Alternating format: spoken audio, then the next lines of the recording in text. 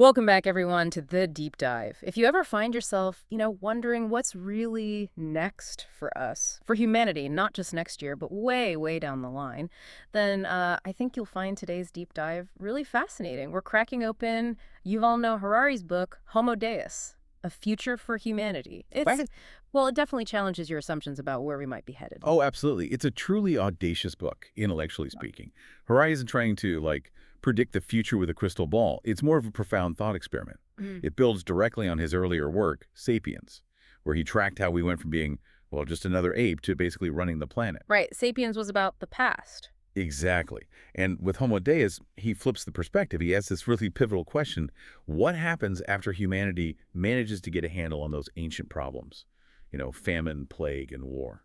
And that's really our mission for this deep dive, isn't it? To explore Harari's insights, which can be quite surprising, into how our goals, our priorities might just completely shift once basic survival isn't the main game anymore. It's a crucial point because for almost all of history, life was about just staying alive. Yeah, finding food, dodging diseases, violence. Precisely. Those struggles shaped everything, our societies, our beliefs, even our biology. But Harari points out just how dramatically that backdrop has changed. Hmm. It's quite striking when you look at the data he presents. Data like what? Well, think about this. Around the time Homo Deus came out, globally, more people were actually dying from eating too much from obesity than from starvation. Wow. That's a huge shift. That's a massive historical pivot, yeah. Yeah. And it's not just food.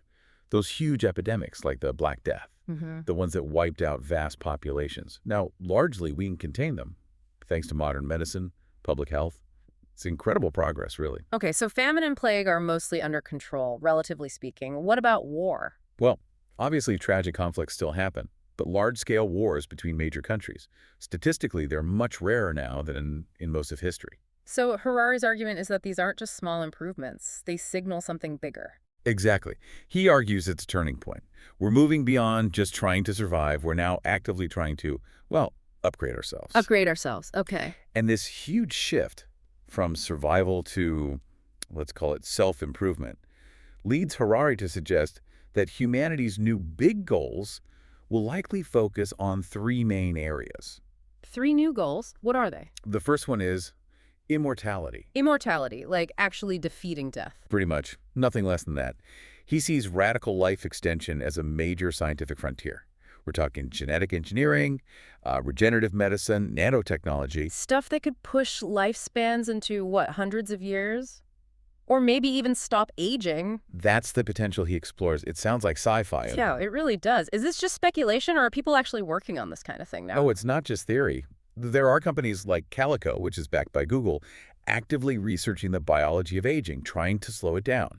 Okay. And I think about the implications, huge social questions, ethical questions. Like what? Well, resource allocation, for one. If people stop dying or die much less often, how does that work? And would this kind of life extension become a luxury, something only the rich can afford, creating this massive biological divide between the haves and have-nots? A biological class divide. That's a heavy thought. Okay, so immortality is the first potential new goal. What's the second? The second is engineering happiness. Engineering happiness. How? He suggests this might actually be even harder than defeating death, paradoxically. Imagine if neuroscience gets so advanced that we can directly manipulate brain chemistry, just sustain pleasure constantly. You mean like designer drugs or something? Could be. Or incredibly immersive virtual reality worlds. Or maybe even bring computer interfaces that let you dial up your preferred emotional state, create custom realities. Okay, but if happiness is just like a chemical switch you flip or an algorithm, does it still mean the same thing? That's the core question, isn't it? Is it a meaningful life if your positive emotions are entirely manufactured? It leads straight into the third goal. Divinity. Becoming Homo Deus. Yeah. God-like beings. God, you mean acquiring powers we used to attribute only to gods? Exactly. Creating new life forms, designing truly intelligent machines, maybe even upgrading our own biology and consciousness so radically that we become, well, something post-human. So instead of natural selection, it's intelligent design, but by humans, by engineers. That's the idea he puts forward. He talks about techno-human hybrids, AI that surpasses us, maybe even uploading consciousness. It's a fundamental redefinition of human. Okay, immortality, happiness, divinity. Those are some huge ambitions. But Harari also talks about something called dataism. Is that related? Very much so. Dataism is one of his most intriguing and maybe controversial ideas. He suggests the dominant ideology of the future might not be humanism or religion, but this belief in the supreme value of information flow. So dataism sees the universe as just a giant data processor. Essentially, yes. Mm. And the meaning of life, in this view, is to contribute to that data processing, to make the flow more efficient. And humans, where do we fit in? We're valuable only as long as we're good data processors, which is a role AI might soon take over, right? Right, like algorithms making health decisions because they trap our biometrics constantly and maybe know us better than we know ourselves. Precisely. And that seriously challenges humanist values. If an algorithm makes better choices for you, what happens to the idea of free will? Does it even matter anymore? That's deeply unsettling. And it connects directly to another of Harari's really stark warnings, the potential rise of a useless class. The useless class, that sounds bleak. It is. He's talking about a new kind of inequality, not just rich versus poor, but existentially relevant versus irrelevant. If AI and automation take over most cognitive and physical labor, what happens to the billions of people whose skills are no longer needed by the economy?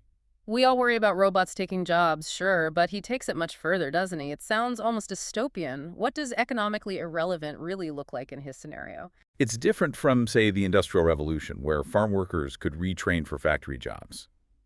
Harari suggests that this time, there might be no equivalent new roles for masses of humans to fill. This useless class might be kept pacified, maybe with universal basic income, lots of entertainment, immersive virtual worlds. While a tiny elite controls the actual technology and essentially shapes reality. That's the potential danger he outlines. He really pushes us to think about what happens if we actually gain these godlike powers we seem to be striving for. So he's not just describing possibilities, he's forcing ethical questions on us. Absolutely. Yeah. Should we have the right to radically re-engineer ourselves? Who decides the limits? If we create AI smarter than us, does it deserve rights? Is manufactured happiness truly valuable compared to, genuine struggle and achievement? And the biggest one, could pursuing these godlike powers actually destroy what makes us human in the first place? That's the ultimate question he leaves us with. Yeah. Harari writes with such clarity, blending history, philosophy, science. Yeah. It's very provocative. He uses vivid examples, everything from ancient myths to modern Silicon Valley projects. And it's important to stress, right? He's not saying this will happen. He's laying out scenarios. Exactly. Possible futures, many of which depend heavily on the choices we make now, ethically, politically, technologically. So the big shift is from survival to self-augmentation. Yes, and that shift carries entirely new kinds of risks. Technology could lift us up, or it could potentially erase our unique place in the cosmos. The challenge is finding meaning if or when intelligence becomes decoupled from consciousness. And the guiding philosophy might not be humanism, but this dataism idea where individual experience gets sidelined in favor of information flow. Homo Deus really is more than just futurology. It's like a mirror reflecting our deepest hopes and maybe our deepest fears.